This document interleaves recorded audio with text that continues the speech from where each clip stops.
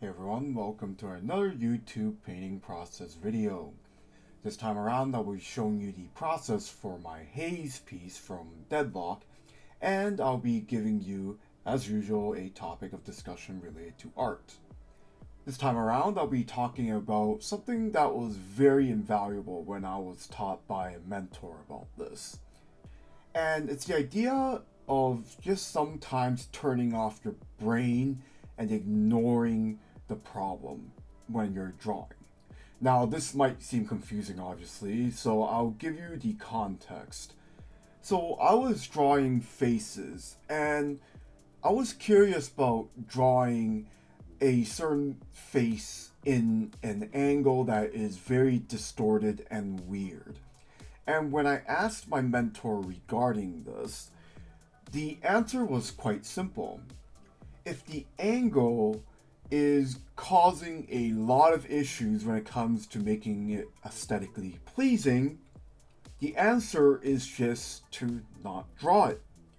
Now, back in the day, this was over 15 years ago, I would be questioning it because, hey, if you're a math nerd like I am, and you're thinking about problems, then you really want to find that solution. And it feels really bad when you have all these what ifs in your head that you can't answer.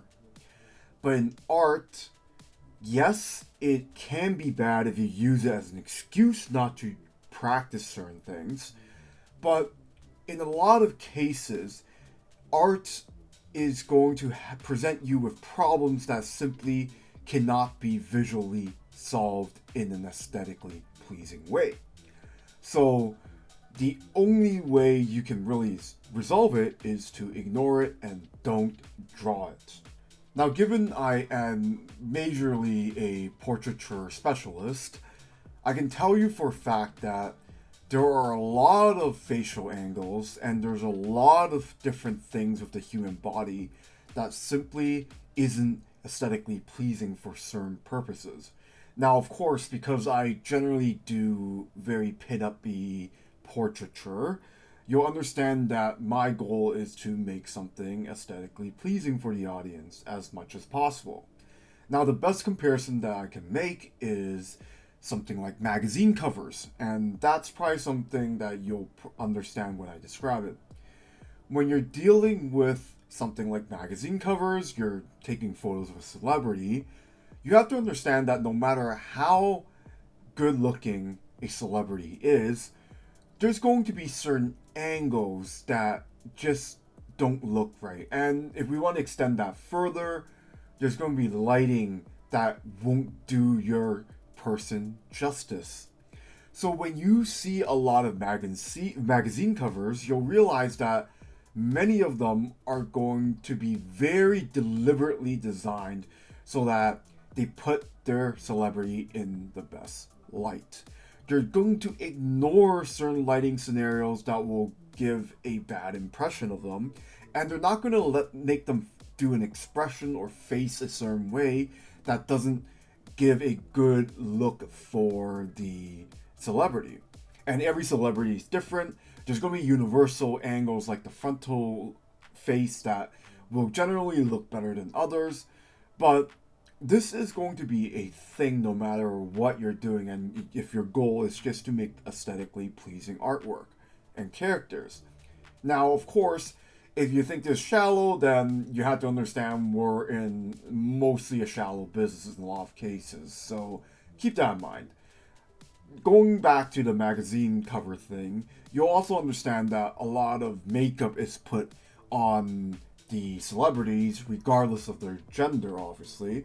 So there's a reason why, right? You'll understand that the makeup is to ensure that they're hiding certain impurities on their skin and whatever to make them more aesthetically pleasing, especially when it comes to taking photos of them.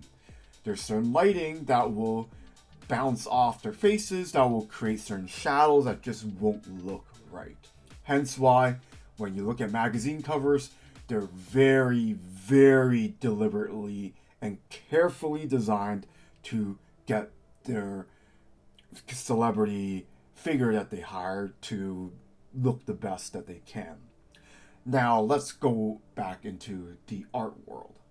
We have the luxury of being able to draw things from scratch, but that also makes a lot of issues that taking a photo won't give you. So given that we are drawing from scratch, we have to make choices from the get-go to know what will work and what won't, or else we're wasting time. Whereas if you're just taking a photograph of a person, you can always just take more photographs and have them turn around in front of you to ensure, hey, whatever, just pick whatever works the best for you. With art, you have to know that there are going to be certain angles that will just not look good with the designs of the faces that you're drawing. Every style is different, similar to how every person is different with photography. So you have to practice enough to understand what will work for your style the best or not. Some styles, especially a lot of cartoony styles, can look really weird if they're just facing a perfect frontal angle, for instance. Whereas with the way I draw people, they can generally look pretty good when it comes to facing front. You have to understand what will work for you and what not. Now, this will be much easier to understand, again, going back to the first example of really extreme angles.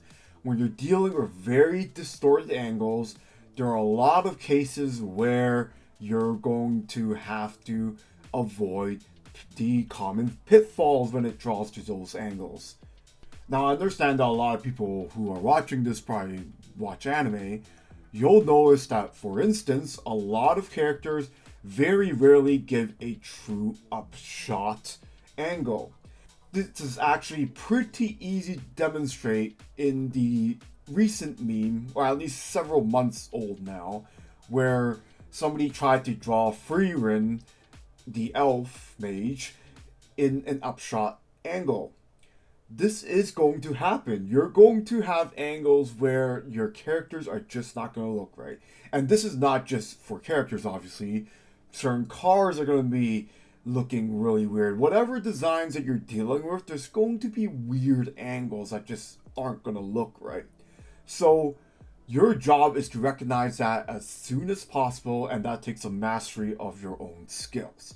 And when you understand that, you have to swallow your pride, understand that it's not because you're incapable of drawing it.